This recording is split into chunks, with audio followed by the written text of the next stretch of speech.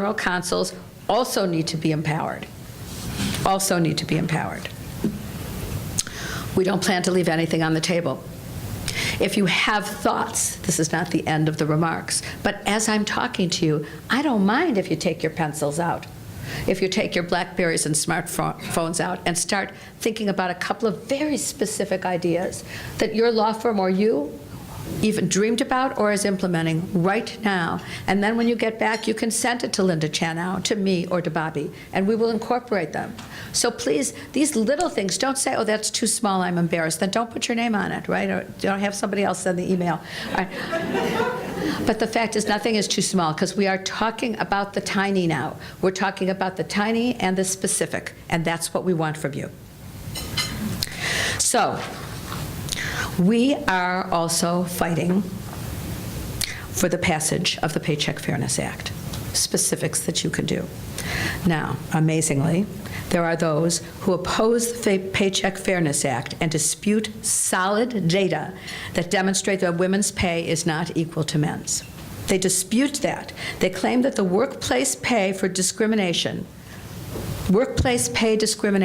does not exist. I'm here to destroy a few myths for you. This isn't the advocacy part of the Paycheck Fairness Act. This is so that you are able to respond to those who are in a position to talk to our senators. And it is the senators who are considering the Paycheck Fairness Act, all right? Because the House of Representatives will be passing this yet again. And relatively fast. It is your senators. And I'd like to make this a bipartisan conversation, but I cannot. It is your Republican senators. So, and that is what we have to develop, the constituency that is bipartisan. What we have failed at, I must say, is taking the easy path to talk up to the people who are like-minded and get those constituents out on the street.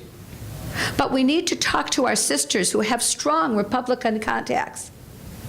And will be speaking to their senators to say, I know that you understand how important this is. And the response is, one, it's not true, because no matter how you dress it up or turn it inside out, we women are consistently, irrefutably denied equal pay for equal work. And the statistics we are giving are correct. They do not incorporate part-time lawyers or part-time women workers. They are relating to full-time. Opponents claim that the Paycheck Fairness Act is unnecessary because it duplicates the Equal Pay Act and Fair Labor Standards Act. And what do we say to that? We say it is not true, ladies. The Paycheck Fairness Act picks up where the Equal Pay Act left off. The Act makes critical improvements and eliminates the loopholes that we have been enduring in the Equal Pay Act, which, by the way, is celebrating its 50th anniversary in June. And next, the opponents claim, and they do claim this in writing, on TV, in the halls of the Capitol, that it is other factors besides sex that contribute to unequal pay, that it's women who choose the wrong fields to study, that we choose the wrong paths to pursue, and that we don't work as hard and we don't work as long. That is what? Not true.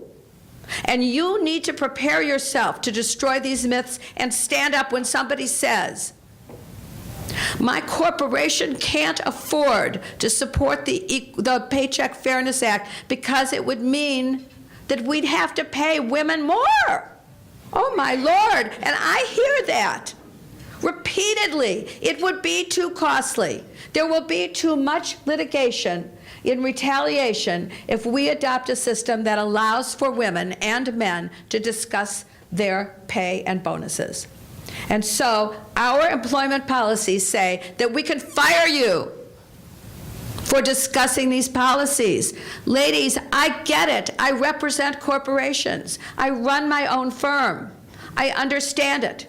It simply means that you're not going to get sued if your pay is equal. If you are paying equally, why do you care if people talk about compensation? Because what they should be talking about is how fabulous this firm is about equality and transparency of compensation. Not about the fear that some will find out that pay is unequal. The argument to that is very simple. This Paycheck Fairness Act is not about instilling more litigation for plaintiffs' lawyers. It's about helping corporations, because if there's a policy, the woman comes forward and says, you know, I was talking to Steve, who sits right next to me, and we job share. So I know my pay's unequal. And the response to that is very simple. Let me look at it. Oh my goodness, it is. And I wonder how long this has been happening. If corporations really intend to pay equally, there is nothing wrong with the Paycheck Fairness Act, because that's what it's about, informing the corporations. Now, you're going to have some tough arguments about this. And this is where leaders stand up together. Not singly, so that you get batted down, but together this message has to be, no longer will women tolerate being paid differently. How many of you would tolerate? I shouldn't ask that question, because I bet many of you do tolerate being paid unequally. It's either because you don't know or you don't want to make the waves, right? Because if you were to go to your practice leader and say, Stephen here and I, we brought the client in, we tried the case, we got the $500 million verdict, we collected the $500 million verdict, and our general counsel is thrilled with our work. Why is it that Peter or Steve or whoever this guy is, why is it that he was given the next case with that client and not me? Now, Linda's looking at me. All right, and I'm going to finish up very nicely. All right, but what I'm saying to you is there is a part of this that is a time of no excuses. We are now asking you to do the comfortable, the easy things, discussion and dialogue, and the uncomfortable. Now, I'm asking you to do the unpopular, but I'm not asking you to do it yourself. And the panel that we're going to have is going to be talking about taking risks and actually taking a chance on being unpopular, but finding the right tone and the group of people to surround you so that you are unquestioned in your authority to point out how a firm or a corporation can improve themselves. Because I'm truly of the belief, not necessarily a glass half full girl, in case you hadn't noticed, all right, but I'm truly of the belief that our corporations and our law firms really do want to do the right thing now. I'm speaking to managing partners on a regular basis all over this country. And when we talk about diversity, they are puzzled. They are puzzled. And we talk about some of these steps, and they are ready to implement. And we talk about setting a place at the table that doesn't exist to make sure there are women on compensation committees, even if they don't qualify by having the rainmaker status at 10 to 15 million book. They do qualify by having a perspective of the firm and what fairness is. So we know that we've got a way to go. We did a Twitter chat,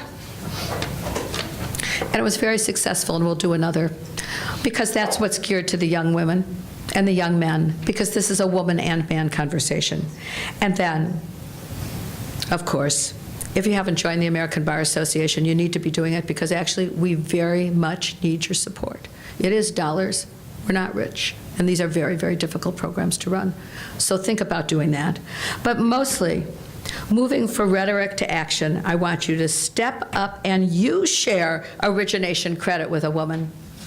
And maybe you want to let the world know about it through that woman. Let her brag about what happened. All right? Step up and refer a business or a job opportunity to a woman. I know most of you are doing it, but I don't know that you're doing it every day, all day long. The hard referral is the one you have to look for. Mentor or sponsor, of course, but sponsor is much more important. Mentor is advice. She can get that anywhere now. All right? Sponsor means when you're in a meeting and she's not there, you need to be talking about how fabulous she is, how she's the one to take this case on, to the general counsel, to your partners. You need to be boasting for this woman. And collectively, we need to be a strong, strong force, because as the saying goes, with great power comes great responsibility. You are here for a purpose in this room. We need to create a ripple effect. And I want you to go on americanbar.org/gender equity. And as we are transitioning to our panel, I want you to take your smartphones out. And I want you right now to go on americanbar.org/gender equity. And if you can't get on for some reason, I want you to write it on the very, very first page of the program that you're going to take home today. Because on americanbar.org right now, we are running a virtual march. I asked when I became president of the ABA, and it's true, there are women who have come before me, but they have not made gender equity the be-all goal for the ABA. This is gender equity. It's about white women and women of color. Our women of color sisters are suffering much more than we are. The double bind is huge, and we talk about it all the time, but we're not doing anything about it truly. So when you're out there looking where to give your origination credit, when you're out there looking for the next case, a woman of color is the person you should be going to first with that opportunity. AmericanBar.org Gender Equity is the equivalent of my request for a 5 million person march on Washington. I wanted it. I actually think that we should be doing it, because the one thing I want to leave you with right now, as far as things to do, is to be noisier. I haven't heard anything except when Bobby's talking and a couple of the fabulous women here, and certainly Michelle Mays has never been quiet in her life. All right. But Michelle and I sit down and we say, who are the other women who are out there talking about inequity? And they really are a handful. Nancy last night, absolutely fabulous. But we're talking to ourselves like in this group. We aren't saying that we have lost patience, it's the end and we're done. As if we were negotiating a deal and it was everything, it was a bet the company deal. My friends, ladies, lawyers, this is the bet the company deal. You have the responsibility to stand up and speak out. Shy doesn't cut it anymore. And you have the responsibility to go home and tell your women friends that they're going to have to stand up right alongside you, not behind you hiding. Alongside you is a force, because we have the numbers and we have the talent and we have the smarts. Why in the world can't we change this world right now with that combination? If the women of Ireland settled the Northern Ireland problem, it was the women. We can certainly do something about equal pay and equity in this world right now. AmericanBar.org/gender equity. All you're doing is clicking your heels to march to Washington, and you're sending out to every human being you know, just not your little list, every human being that you know, anywhere on the planet, man, woman, or child. And I want your children clicking and sending it out to their network, because I would love to have 5 million. But if we had 1 million clicks marching to Washington on behalf of equal pay and equity for women, you bet somebody would start paying attention. Because the next time we do that, we're going to ask for $1 a click. And the next time, maybe $5 a click. And won't it be interesting to see what senators and congresspeople will not recognize the force that we are? Ladies, no excuses. I love you all. Thank you for this opportunity.